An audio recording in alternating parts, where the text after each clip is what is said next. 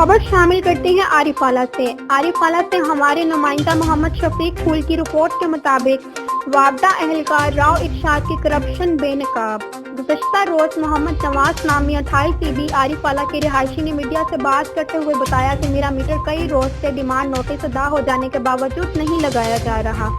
मगर यहाँ तो कहानी ही कुछ और निकली। मोहम्मद नवाज के नाम पर वापडा दफ्तर से इशू किया जाने वाला मीटर 28 ईबी में ही इब्राहिम वालिद बशीर अहमद गोंडल को 12,000 रुपए में बेचा गया। राव इरशाद को बचाने के लिए मुनीर अहमद हमरा वापडा टीम जब मीटर उतारने को पहुंचे तो इब्राहिम और अहले खाना ने शदीद एहतजाज किया, जिस पर वापडा टीम मीटर उतारे बगैर वापस आ गई। एक दूसरी रिपोर्ट के मुताबिक अब्दुल हमीद नामी शख्स ने बताया कि गांव ही के रहायशी रफाकत अली का मीटर मुझे 12,000 रुपए में बेचा गया, जो कि 2 माह कबल उतार लिया गया। एक और इत्तला के मुताबिक गांव की रिहायशी बुजुर्ग खातून नजीरा बीबी का बवजह अदम अदायगी उतारे जाने वाला मीटर मुनीर अहमद नामी मज़कूरा गांव के रिहायशी को 16,000 रुपए में बेचा गया,